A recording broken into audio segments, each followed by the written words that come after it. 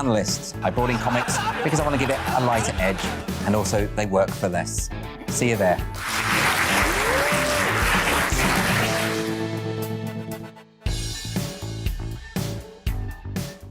Join my show Farage, 7 p.m. till 8 p.m. Monday through Thursday, and there you will get opinion, analysis, debate, and I'll cover stories that nobody else dares to touch. And then for the last 15 minutes, talking pints. We're over a drink. We have a civilised conversation with someone. We very often disagree, but we do it in a grown-up way. Come and join me on Farage.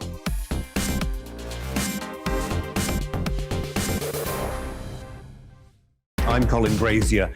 I've reported from more than 70 countries around the world, covered wars from Afghanistan to Iraq, from Lebanon to the Balkans. I'm trying to bring that experience, that feel for events, to the studio. And something else.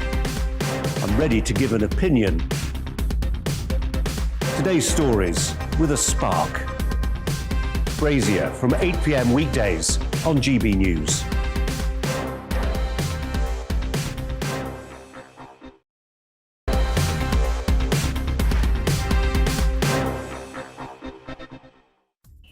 Good evening, it is 8 o'clock. I'm Alastair Stewart. On the programme tonight, as COP26 grinds to a halt, it looks like diluted grandstanding and prevarication will meet again, they sing.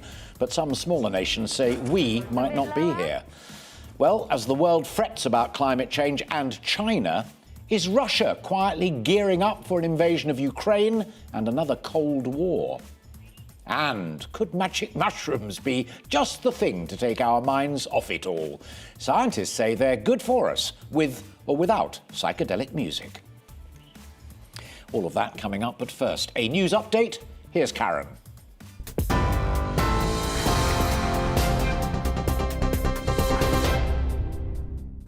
Thank you, Alastair. These are your latest headlines. Alok Sharma has called for a final injection of can-do spirit in the final day of COP26, as a 6 p.m. deadline is missed by delegates, meaning talks are expected to go on into the night. The Climate Summit's president said the draft of the agreement is not yet done. The latest version appears to back away from a call to phase out coal and fossil fuel subsidies completely. US Special Envoy for Climate, John Kerry, emphasised the need for decisions to be finalised. We have to live up to the expectation of young people who don't want this place just to be a place of words. It has to be, in the next hours, a place of action. And if it is indeed existential, then we can't just say it is, we have to behave like it is. The Prime Minister has warned these storm clouds are gathering over rising COVID cases in Europe. Coronavirus deaths rose by 10% across the continent in the past week, and the WHO have warned the region is back at the epicentre of the pandemic. The Netherlands has returned to a partial 3-week lockdown to tackle rising cases, and Ireland will announce next week whether it will order people to work from home. If you can get it, it's a great thing. The levels of protection it gives you are terrific, and so people over 50s that we're now calling forward, they should come and get it. What I'm also saying is that if we don't do it fast enough, we can see the potential risks to the state of the pandemic in what's happening in other parts of Europe. The chair of Essex County Cricket Club has resigned over an allegation of racist language at a board meeting in 2017. John Farragher stepped down yesterday evening. He's denied any wrongdoing. The club says it will review why the incident was not fully and independently investigated at the time. Durham University has defended its decision to offer safety advice to support students who have become involved in sex work. Durham said the training was brought in following requests over the years by students and that they were acting responsibly by offering advice. However, Higher and Further Education Minister Michelle Donnellan said she was deeply concerned by the move. And ABBA has returned to the top of the charts for the first time in 40 years with their latest album. Called Voyage, it became the fastest-selling album of 2021. racking up 204,000 chart sales in its first 7 days. The album is ABBA's 10th #1 record in the UK since The Visitors, which was released in 1981. You're right up to date. Now back to Alastair.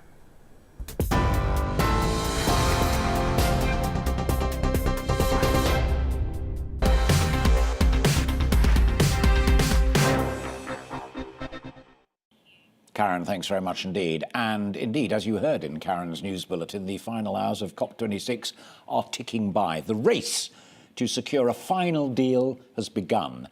After 2 weeks of talks with world leaders, the first COP26 draft text was released earlier this morning. The draft that those world leaders left their negotiators with urges countries to reveal their plans massively to reduce greenhouse gas emissions at a much faster speed than previously. But it also softened commitments to reduce the use of coals and other fossil fuels. So is the deal everything that environmentalists would hope it would be, or is it just talk, merely the result of grandstanding and, yes, yet more procrastination? In a moment, I'll be talking to Tom Burke, who's the founder of the think tank E3G. But first, let's get the very latest from our political editor, Darren McCaffrey, who is in Glasgow, where he has been these last few days. Darren, I gather the bosses have gone, but the Sherpas and the grafters are still there, looking up to almost midnight. Yeah, indeed. Overnight talks last night, Alastair. It looks like that is going to happen again tonight. The deadline was, 6 p.m. this evening. That has come and gone. There is the prospect that these talks could extend well into tomorrow, possibly even Sunday. And you're right in saying environmentalists will not be happy with this. Of course, they wanted a more ambitious agenda that was even on the agenda to a large degree. But in many regards, even the aspirations that Boris Johnson, the Prime Minister, had at the start of this conference appear to be in doubt to a degree. We have to remember that what he wanted was trying to keep that target of 1.5 degrees, that cap essentially on the limit of temperature increases on pre-industrial levels. He wanted that to be kept alive, that it still remains a prospect.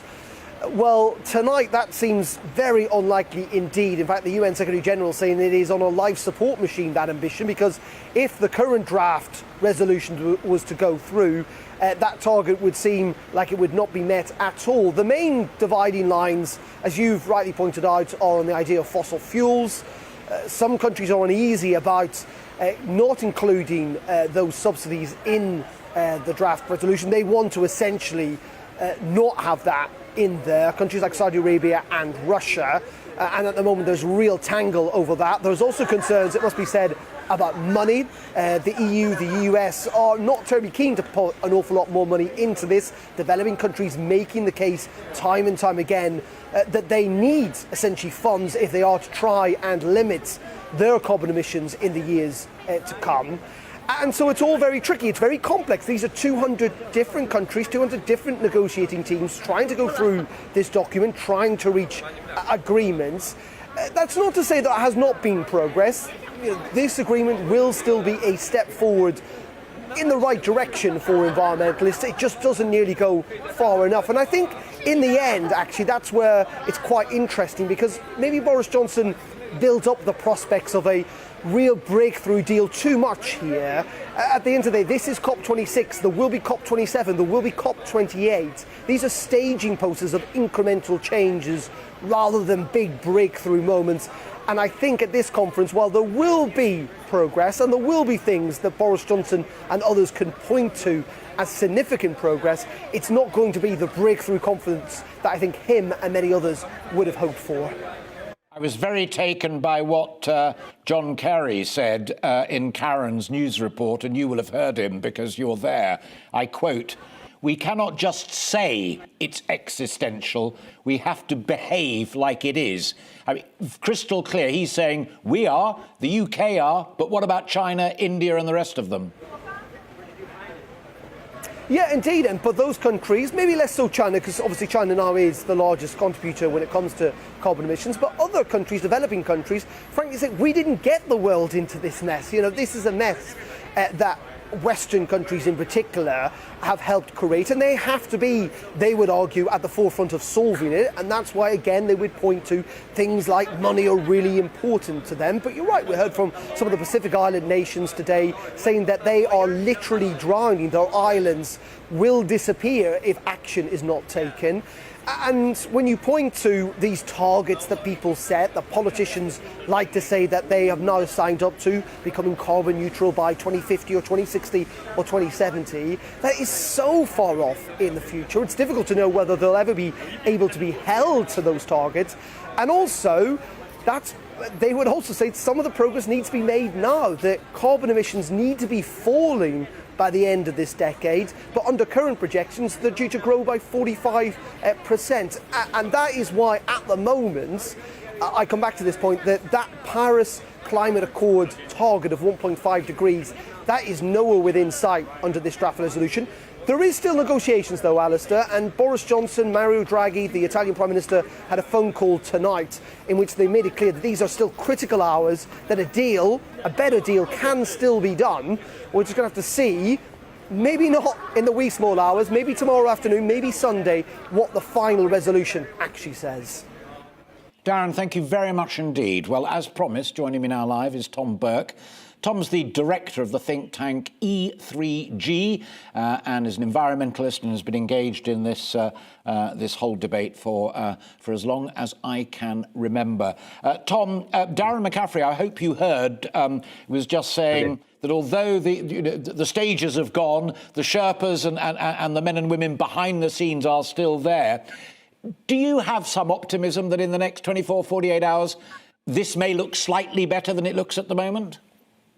Yeah, I do, actually. Slightly better. It's not going to be good enough. Darren was quite correct about that. It's not what we need to do to meet the goal of staying below 1.5. We've got a long way to go. But this is as Darren also pointed out, this isn't a cup final. It's not over.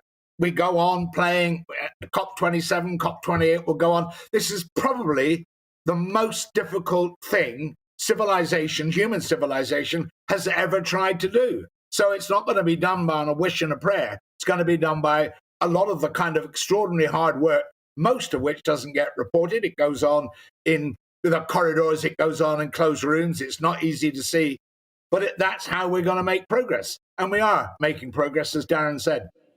But if they water down their commitments to reduce the use of coal and other fossil fuels, including oil, i.e. the generators of all of that stuff up there that is supposed to be causing the damage, you cannot make meaningful progress. You can talk forests, you can talk methane, but coal and oil are the killers. Look, you're absolutely right that the goal of this process is to stop burning fossil fuels, and we've got to do that by the middle of the century. It doesn't matter which fossil fuel you're talking about, all of them have got to be gone by the middle of the century. Actually, you can look at what happened at this COP slightly differently. This is the first time anybody's ever mentioned the idea that you might have to phase out fossil fuels altogether. We haven't gone heroic about that. You're quite right about that.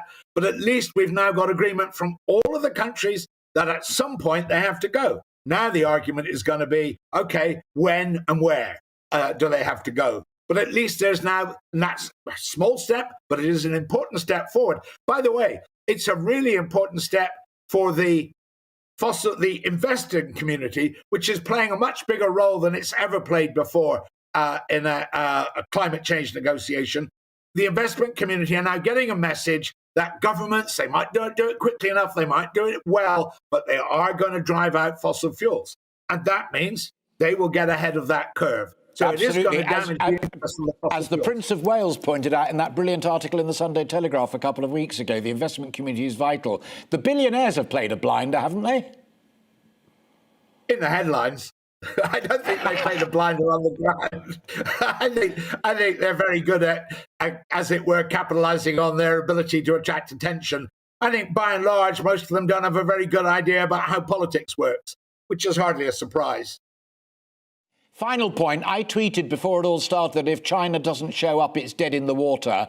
Xi didn't turn up, Xi Jinping, but a very important lieutenant did.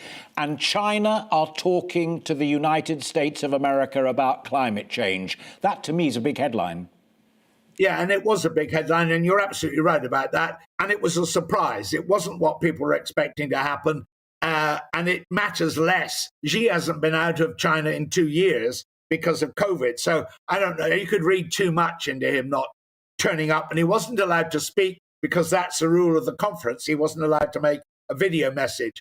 The reality is that China has seen this as an opportunity to seize the head of the market for renewables. The idea that China's not doing anything is simply wrong. It's doing an enormous amount. It's not doing enough. It's still doing a lot of the wrong things.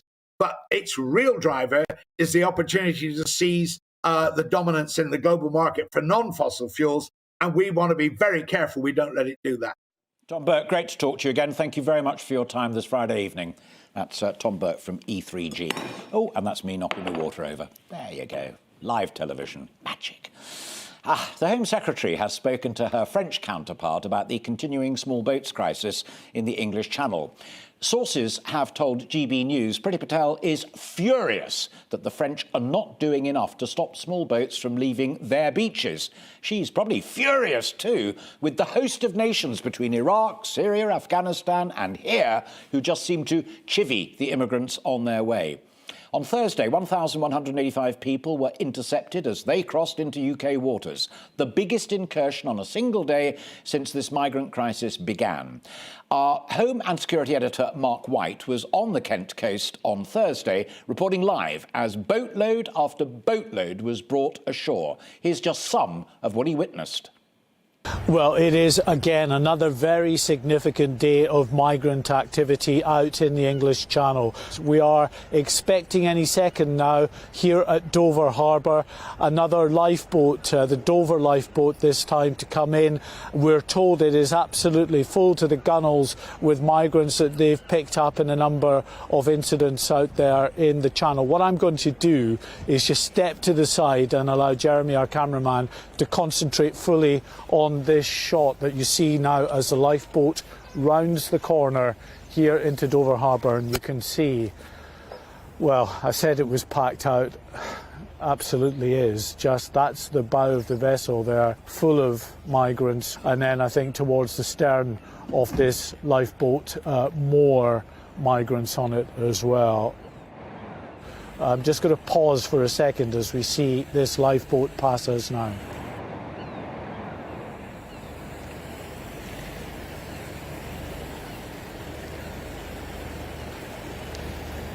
And you can see they're waving from a number of those on board. And as I say, look at the stern of this vessel, the Dover lifeboat as well. Again, full of migrants waving at us as they have made what they wanted to do, which was to get from France to the UK, made it into UK waters, and then they're picked up by UK authorities. You join us just as another Border Force vessel comes into Dover Harbour. This is the cutter, the Seeker, one of the bigger Border Force vessels. Two of them have been out today, the Seeker and a Valiant, which has just gone back out once again, actually heading down towards Dungeness. It has been a phenomenally busy day out in the English Channel. We are being told by sources now that we may well have exceeded the record for a single day arrival of migrants. We just want to show you some of the boats down here actually.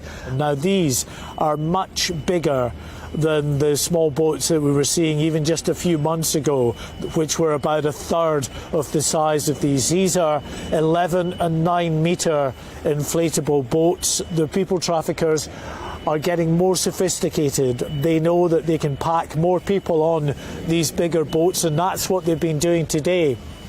Another Border Force vessel has just come in. More migrants are being taken up this gangway here for processing. We can see them just towards the top of the gangway here. They're taken to a processing centre which is just round the corner in a white tent there. That's a temporary processing centre. It's being replaced by a £2 million processing centre that is due to open in the coming weeks. That tells you what the Home Office is expecting in terms of more migrants continuing to come across the Channel. Well, watching that with me here live in the studio is Benjamin Loughnane. He's research fellow at the Bow Group and is a migration expert. I've got lots of clever questions written out to ask you, but the first one, I was just watching you. It was a combination of jaw dropped and head shaking and despair. I mean, I've been down on the ground in Dover before. I've been covering this for 2 years. I've done this, you know, it's nothing new.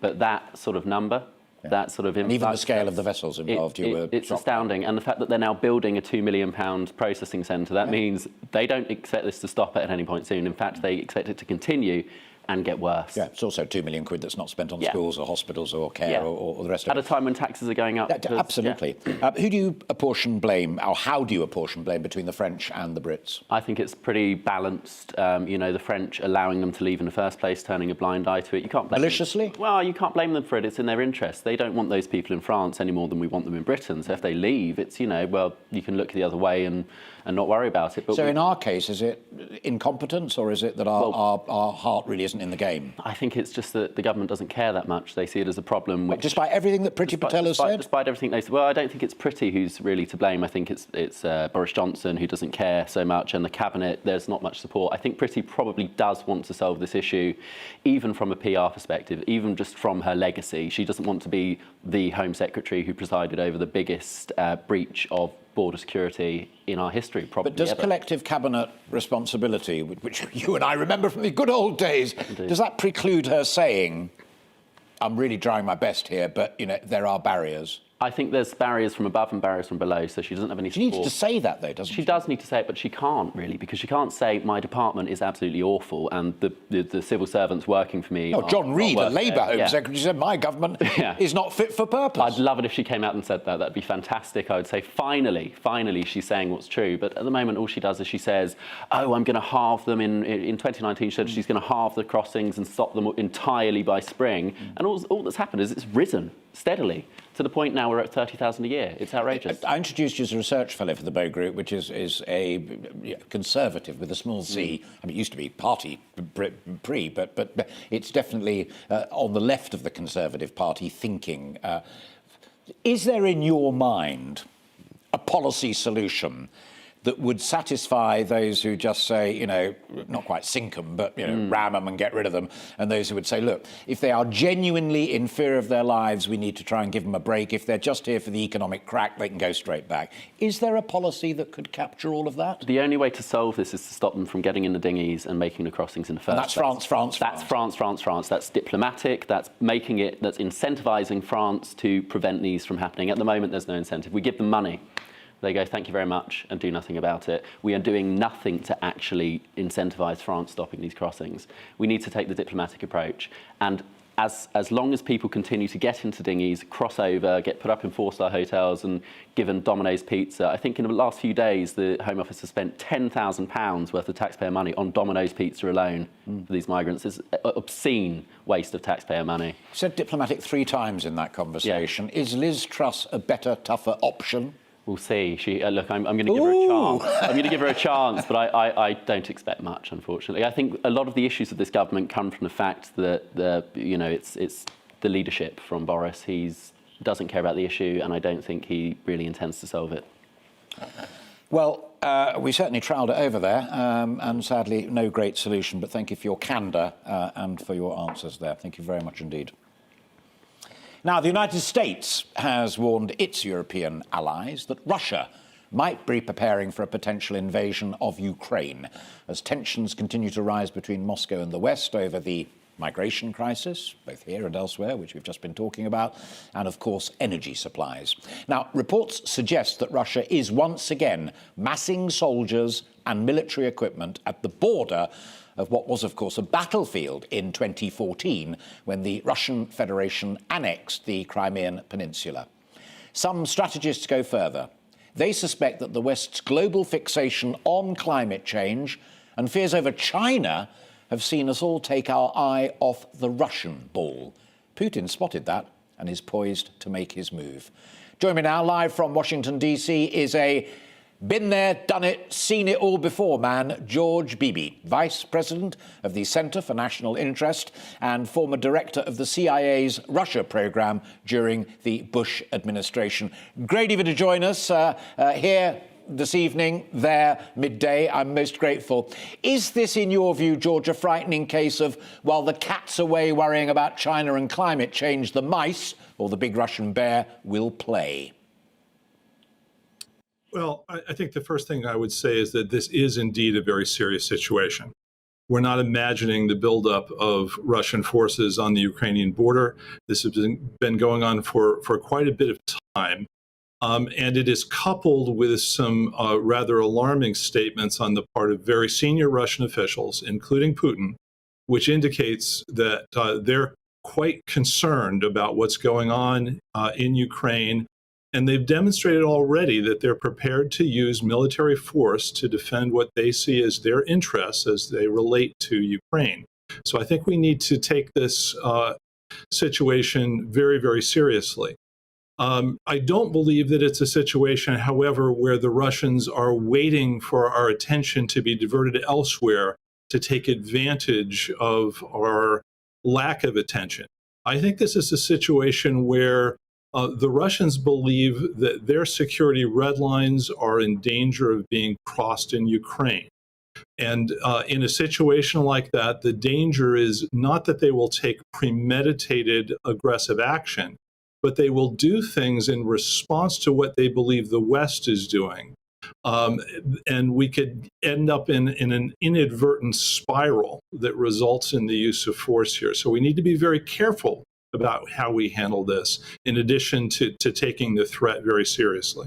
I do indeed take it very, very seriously, and it precisely those incremental points. Ken Follett, a great novelist, has just produced a book called Never, which is speculating on the possibility of the Third World War.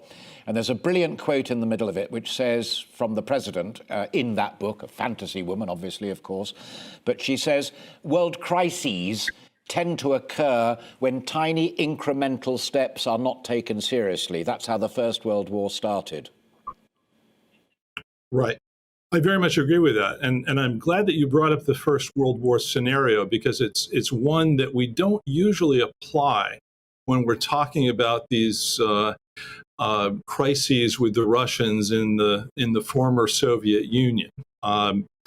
We usually apply the World War II scenario, and we think of Russia as playing the role of Nazi Germany, and we believe that the way you handle that is by standing up, showing strength. The one thing that you don't do in those World War II sorts of scenarios is appease, because that only whets the appetite on the part of the aggressor to take action.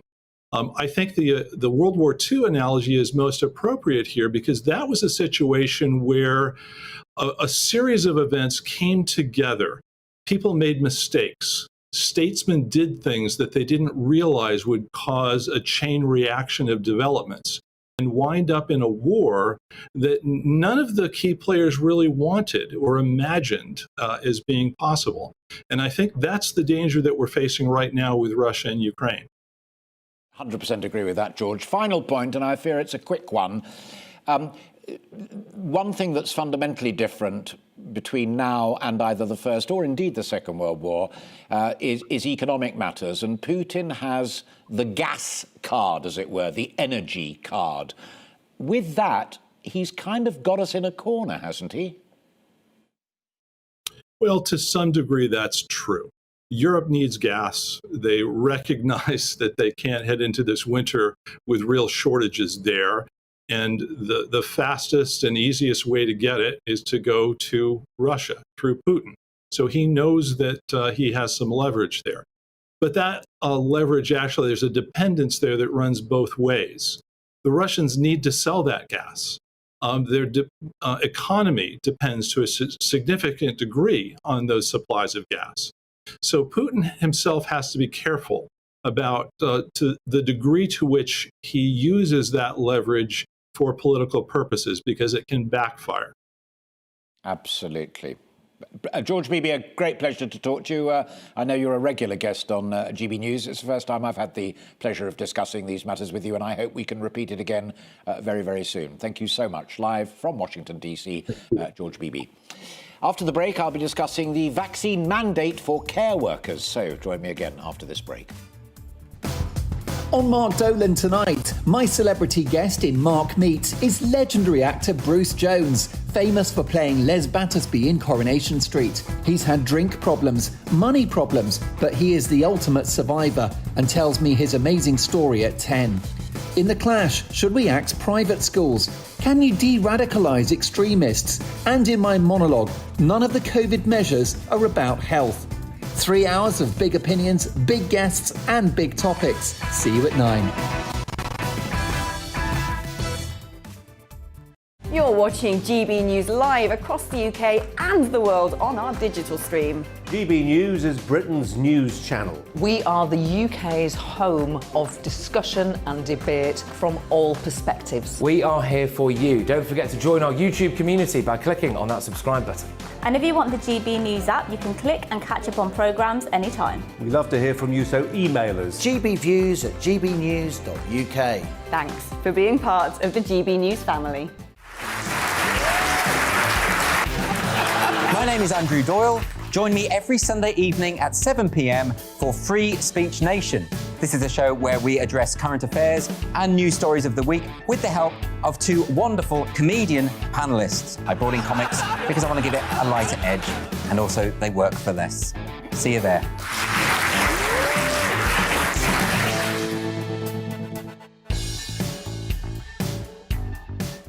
Join my show Farage, 7 p.m. till 8 p.m. Monday through Thursday, and there you will get opinion, analysis, debate, and I'll cover stories that nobody else dares to touch. And then for the last 15 minutes, talking pints. We're over a drink. We have a civilised conversation with someone. We very often disagree, but we do it in a grown-up way. Come and join me on Farage.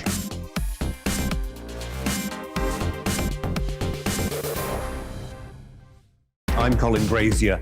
I've reported from more than 70 countries around the world, covered wars from Afghanistan to Iraq, from Lebanon to the Balkans. I'm trying to bring that experience, that feel for events, to the studio. And something else. I'm ready to give an opinion. Today's stories with a spark. Brazier from 8 p.m. weekdays on GB News.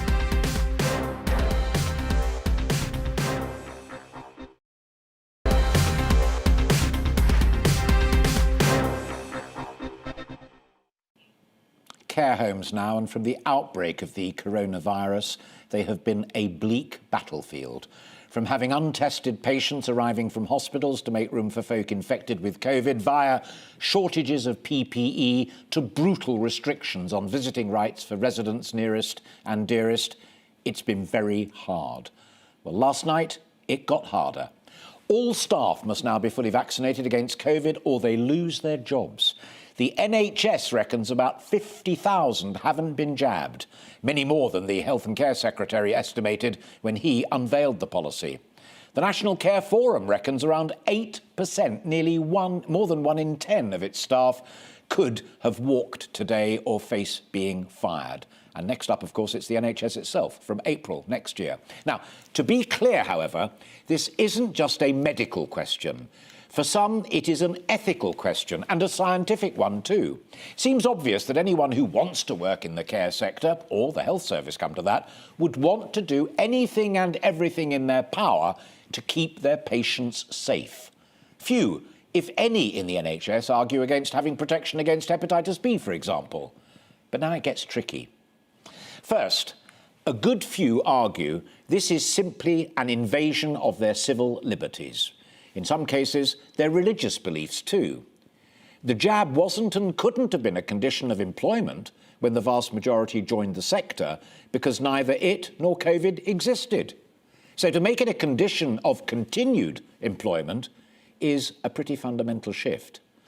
Others are genuinely fearful of some COVID vaccines, claiming that they are a form of unproven gene therapy, released from the laboratories into our arms without being fully tested according to the normal protocols. Among their supporters are those who say such has been the duration of the pandemic that many will have natural immunity now, so they don't need vaccination anyway. For any or all of these reasons, they have declined vaccination and presumably will continue to decline it. For the rest of us, especially if we have relatives on the threshold of becoming customers in the care sector, there's another grave concern. It's a sector already under pressure from huge labour shortages. The unions say more than 100,000 posts remain unfilled. Well, clearly this policy will compound that problem.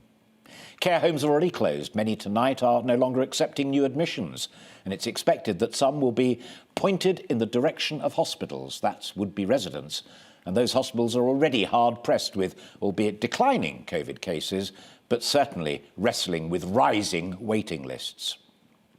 The fact that similar rules or mandates already exist in France and Greece, and an even tougher rule in the United States where all federal employees must be jabbed, is not going to make a lot of difference to the morally and scientifically reluctant. Now, here at GB News, there are a range of views on this very difficult question. For my part, it is a call on the balance of probabilities. On the science of the vaccinations, I will simply tell you that I have had all 3 doses offered to me. On freedom of choice and what might seem like the actions of a dictatorial state, I'm in favour of what may seem, by some, to be an imposition for the well-being of the majority. But I do find the trickiest part employment law. To introduce a new condition of work and make it mandatory, i.e. do it or face the sack, seems to me draconian. I think it could even, should perhaps, open employers and the government who instigated it as a policy to actions for damages on the grounds of unfair dismissal. And that is tonight's Alastair's Angle.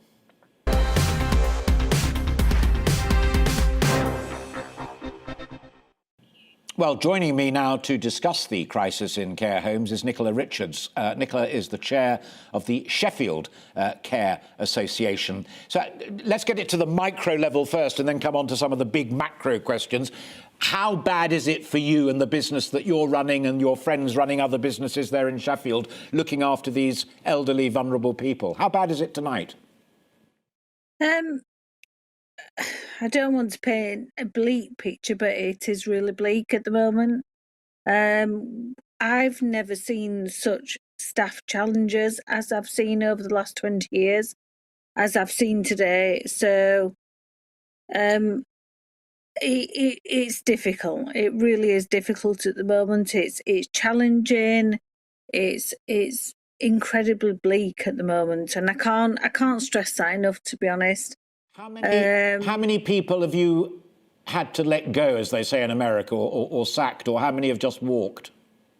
I've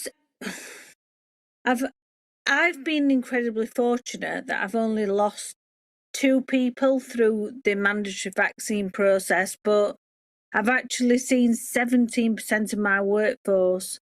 I've lost them throughout the pandemic. So I think that just gives you a flavour of what providers are up against at the moment. I appreciate, Nicola, some may well have gone because they're worried about pay levels and stuff like that. But on the vaccine front, have any articulated to you, or indeed any of your friends and colleagues within the Sheffield Association, the logic for why they will not have that jab?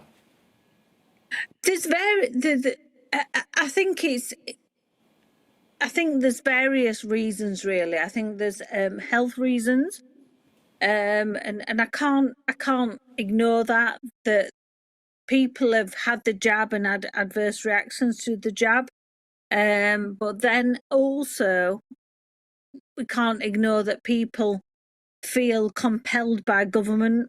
They feel that they should have been allowed more time, that it's not in line with the NHS.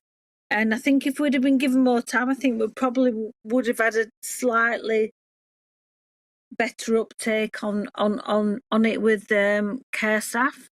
if I'm honest. Just Nicola, let me butt in just purely to be fair on that. Sajid Javid does actually say that he did warn several weeks ago that this is what would be happening and encourage people to take up the jab, and indeed a lot did, but still, as you point out there, a minority didn't. Is it likely to clip your wings as a business? Are you going to be able to keep going, or is this policy designed to try and save lives going to shut businesses down?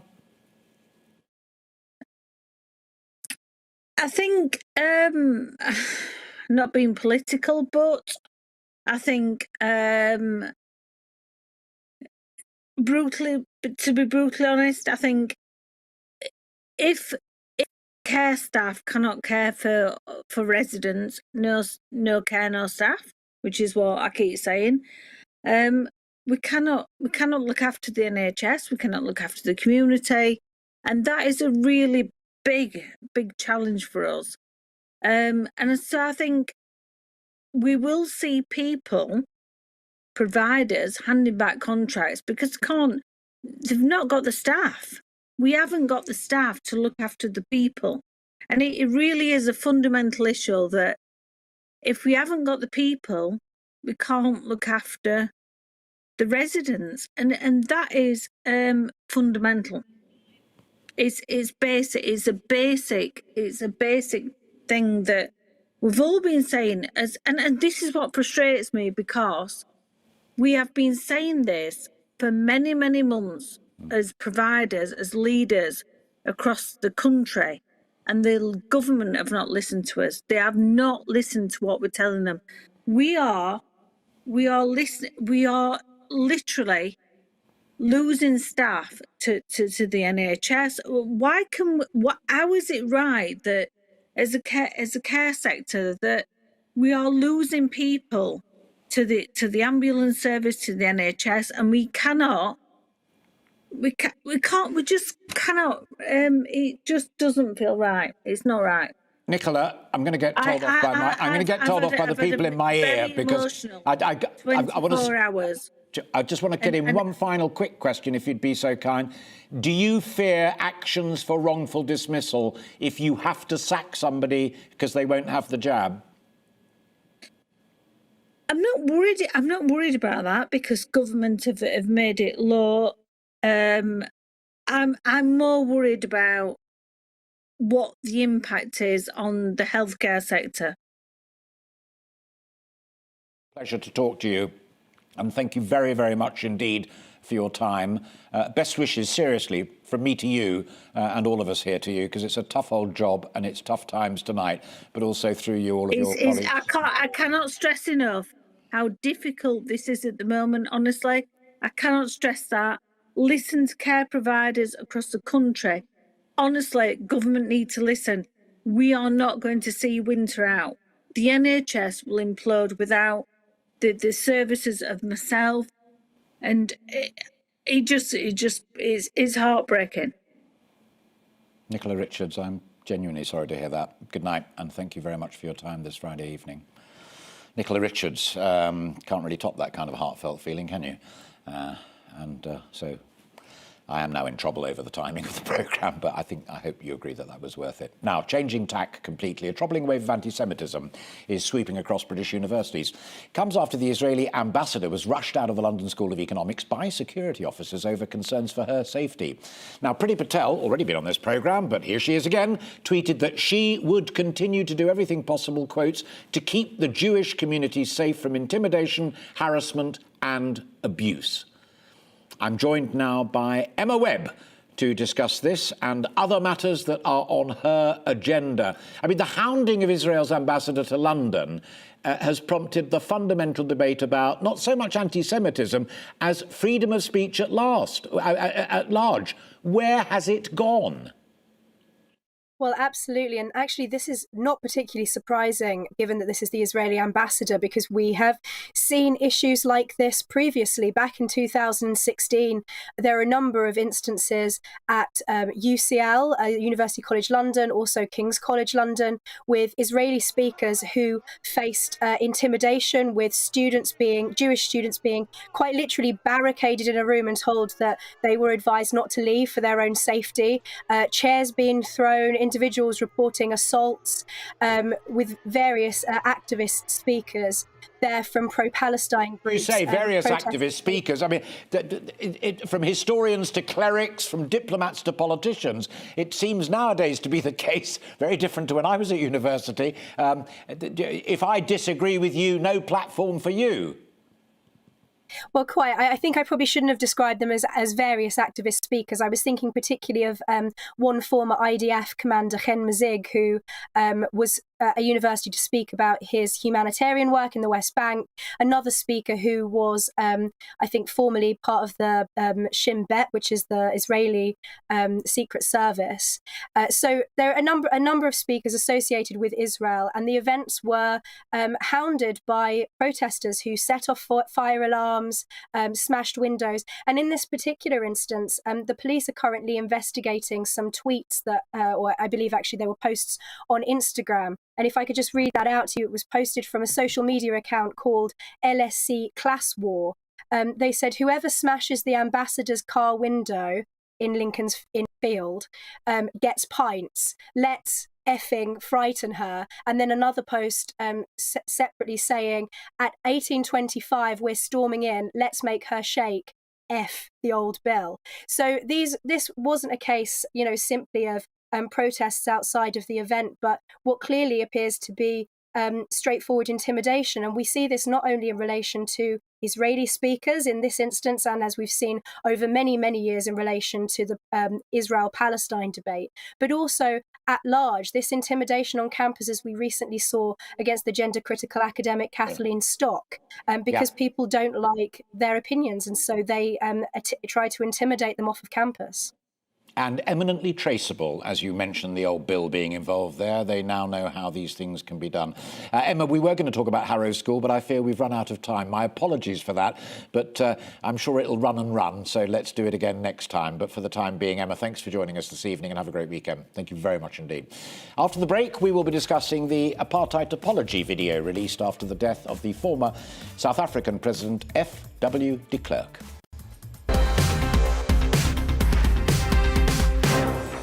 You're watching GB News live across the UK and the world on our digital stream. GB News is Britain's news channel. We are the UK's home of discussion and debate from all perspectives. We are here for you. Don't forget to join our YouTube community by clicking on that subscribe button. And if you want the GB News app, you can click and catch up on programmes anytime. We love to hear from you, so email us. gbviews@gbnews.uk. Thanks for being part of the GB News family. My name is Andrew Doyle. Join me every Sunday evening at 7 p.m. for Free Speech Nation. This is a show where we address current affairs and news stories of the week with the help of two wonderful comedian panellists. I brought in comics because I want to give it a lighter edge, and also they work for less. See you there.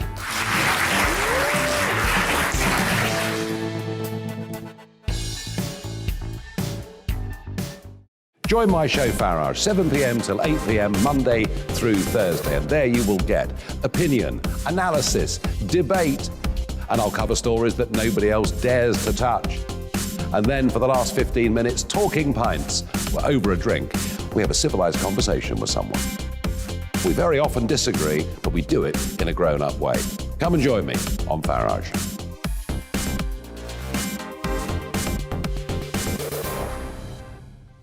I'm Colin Brazier. I've reported from more than 70 countries around the world, covered wars from Afghanistan to Iraq, from Lebanon to the Balkans. I'm trying to bring that experience, that feel for events, to the studio. And something else, I'm ready to give an opinion. Today's stories with a spark. Brazier from 8 p.m. weekdays on GB News.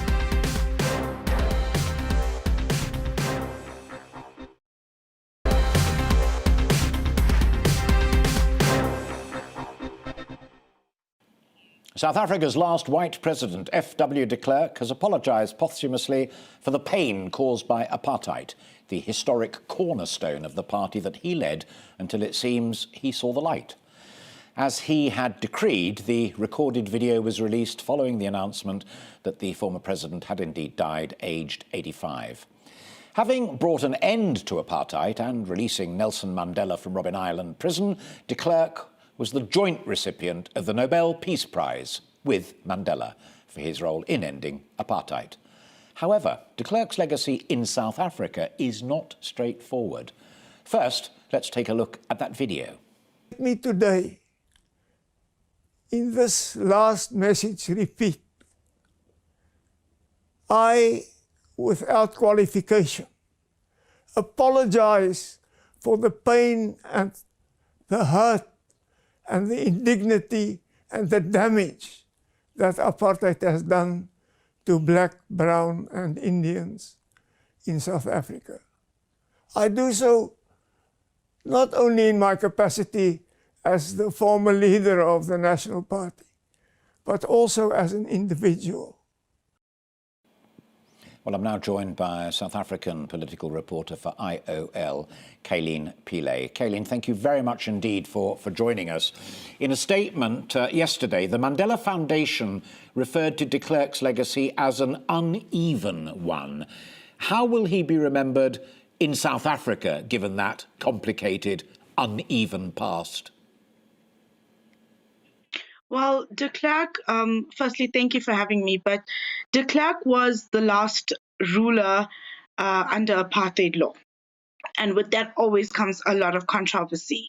And yes, he played a key role in ushering in democracy, but with him died a lot of his secrets. And amongst those secrets are secrets that of incidents that happened under apartheid that he just takes with him to the grave. People are now acting out about that. They're now speaking out about it. They are not happy. So that's the kind of legacy that he's leaving behind at the moment. Is people are not happy.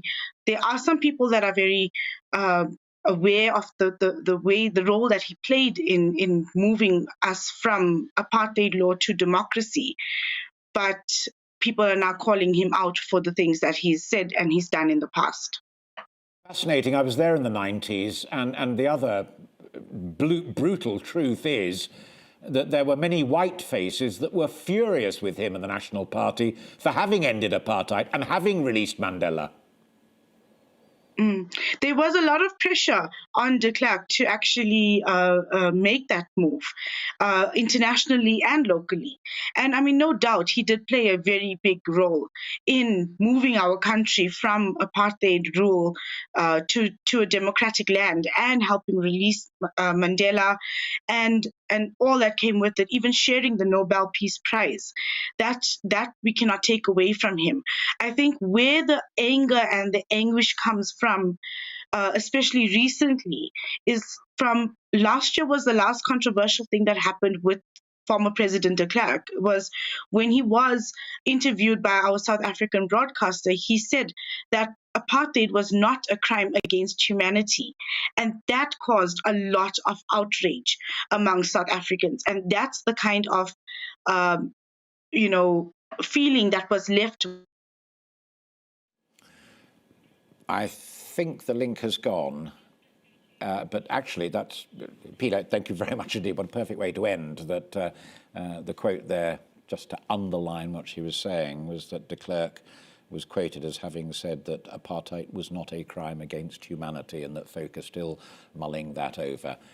My take on it, for what it's worth, is it is now over and South Africa is making progress. But I remember Joe Slovo, the white communist leader, telling me back in 1994, we won't have won until everyone has electricity and running water. And they haven't yet done that. And finally, many of you may know magic mushrooms for entirely different reasons. But the psychedelic drug is now showing some indication that it can help to treat depression. In the largest clinical trial to date, the hallucinogenic substance psilocybin has been found to be effective at alleviating depressive symptoms in patients with severe treatment-resistant depression. With me now to discuss this is survival expert and GB News presenter Ray Mears.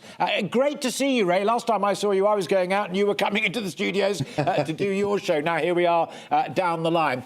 What exactly do we know? I mean, you're an expert on plants and countryside and the whole living experience. What do we now know about how efficient magic mushrooms are in treating depression that we didn't know a few weeks ago? Well, it's very exciting, Andrew. These fungi, of course, people use them for recreational purposes, and you can come to harm if you use them because you can't control the concentration when you're using them in that way, and people are off their heads, very often harm themselves because they're not in complete control of what they're doing. What's exciting, the study now suggests then that you might, if you go to either a GP or a psychiatrist, maybe, that like any pills that you may be prescribed, don't just go and get a magic mushroom and scoff it. You need to take 2 slices 3 times a day.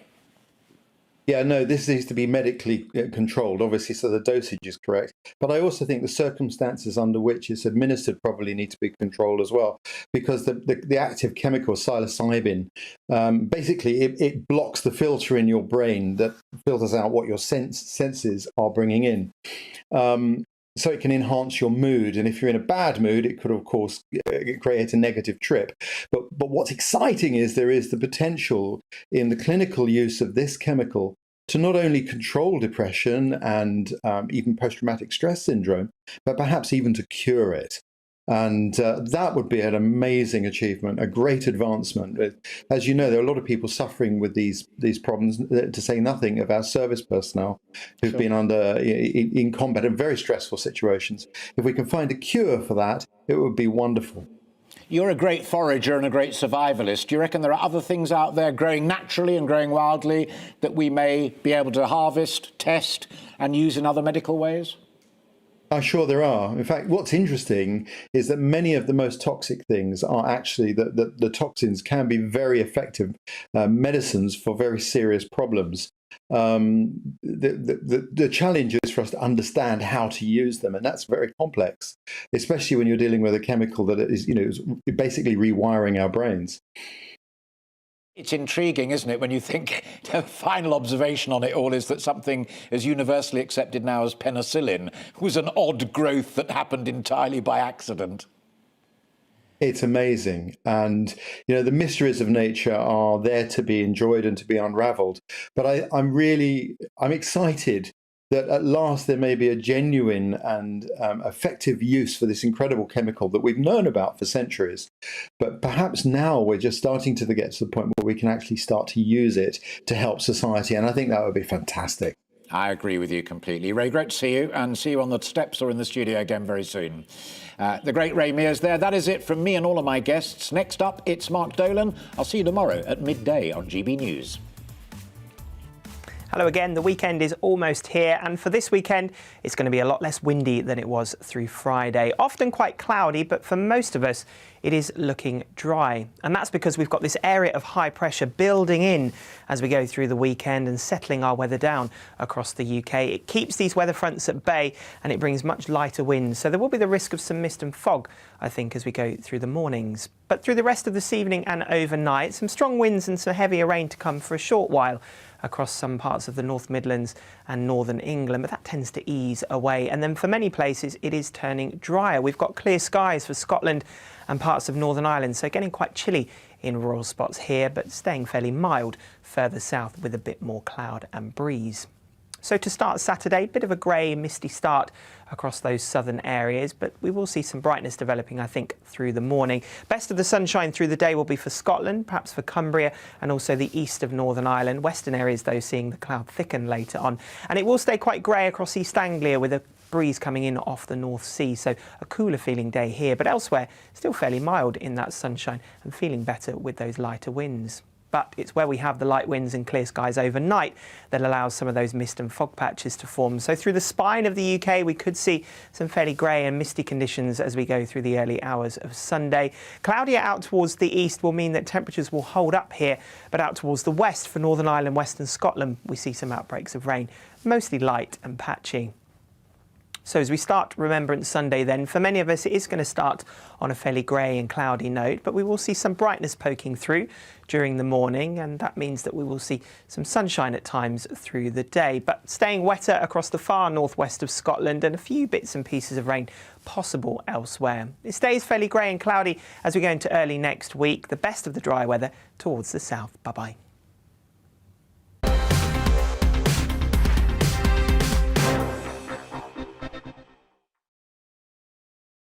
You're watching GB News live across the UK and the world on our digital stream. GB News is Britain's news channel. We are the UK's home of discussion and debate from all perspectives.